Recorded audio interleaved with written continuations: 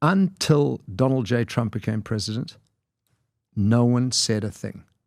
Europe and the UK, pathetic, soft diplomacy. Soft diplomacy does not work with these people. And, you know, Obama and Biden, I mean, they'd never say boo to a black African president. But Donald Trump looks at it and says, this country's going down the plug. And if I can give a terrifying analogy, South Africa is Germany in the early 1930s. The white minority are being boiled like frogs. There's an economic genocide taking place with black economic empowerment, with expropriation without compensation, with the destruction of the economy, the potential hasn't begun yet, disarming of the population. Tell me more. Donald J. Trump offered refugee status to white Afrikaner farmers, and then he expanded it, I think, in the last few days to mean any minorities in South Africa being persecuted. And the persecution is definitely in place economically, and it's beginning culturally. Our government have flown over here to try and tell Donald Trump there is no genocide. Let me talk about farm murders in South Africa. Our commercial farming population is 30,000 farmers. The American commercial farming population is 3 million. It is 3 times more dangerous being a farmer in South Africa than a policeman, and twice as dangerous being a policeman than an average citizen.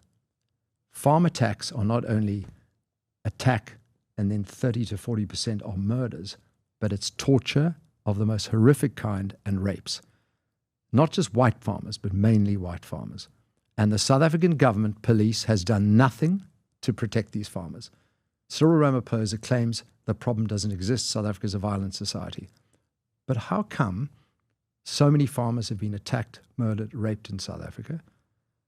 And if you extrapolate, if you take a pro rata number of South African farmers attacked and murdered and killed to the American population, over the last 20 years, 233,000 American farmers would have been murdered.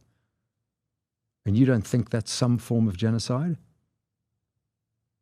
It's horrific. So look at Germany in the 1930s. Look at what's happening in South Africa. No wonder so many people are leaving. No wonder Donald Trump has said they get refugee status. Why do you think the reaction to the 58 refugee that was given, being white, why do you think the reaction has been the way that it's been with the media?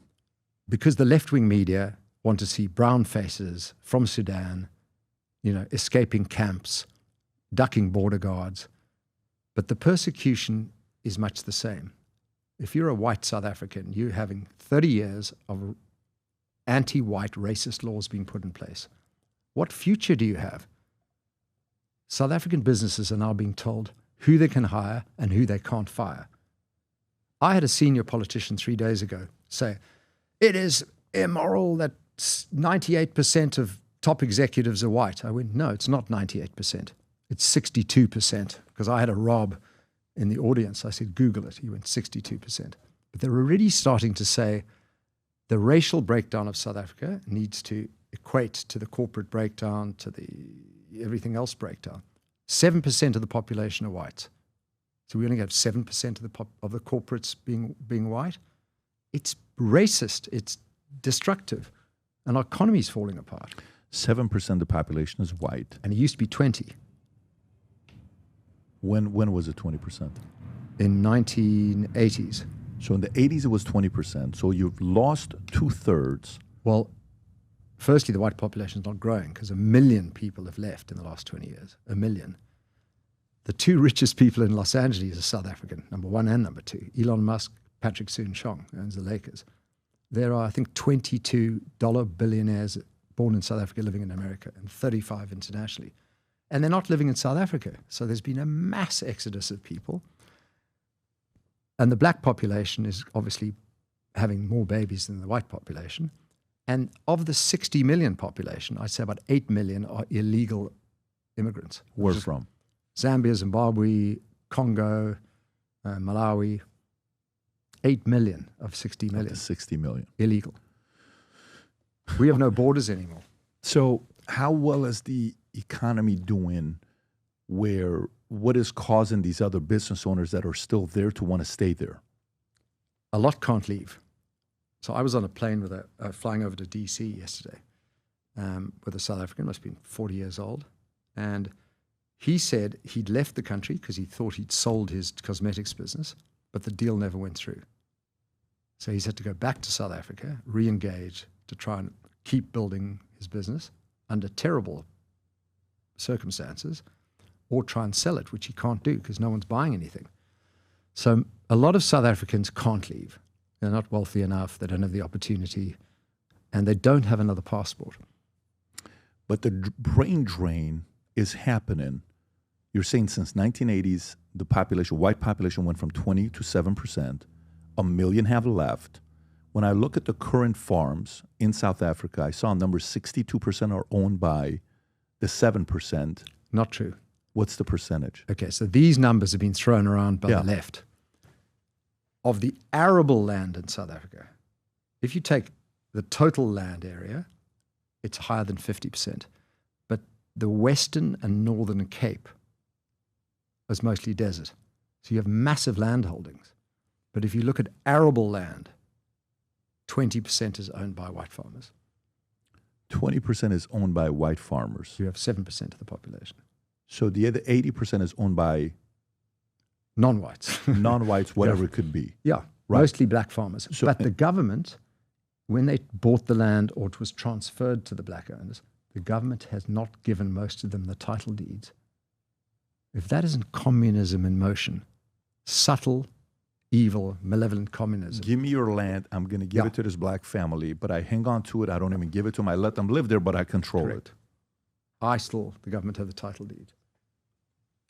Okay. And nobody's raising that. Nobody's talking about it. Nowadays, more than ever, the brand you wear reflects and represents who you are. So for us, if you wear a Future Looks Bright hat or a Valuetainment gear, you're telling the world, I'm optimistic. I'm excited about what's going to be happening, but you're a free thinker. You question things. You like debate. And by the way, last year, 120,000 people got a piece of Future Looks Bright gear with Valuetainment. We have so many new things. The cufflinks are here. New Future Looks Bright. This is my favorite, the green one. Just yesterday, somebody placed an order for 100 of these. If you watch the PBD podcast, you got a bunch to choose from. White ones, black ones. If you smoke cigars and you come to our cigar lounge, we have this high quality lighter cutter and a holder for the cigars. We got sweaters with the Valuetainment logo on it. We got mugs. We got a bunch of different things. But if you believe the future looks bright, if you follow our content and what we represent with Valuetainment, with PBD Podcast, go to vtmerch.com. And by the way, if you order right now, there's going to be a special VT gift inside just for you. So again, go to vtmerch.com, place your order, tell the world that you believe the future looks bright.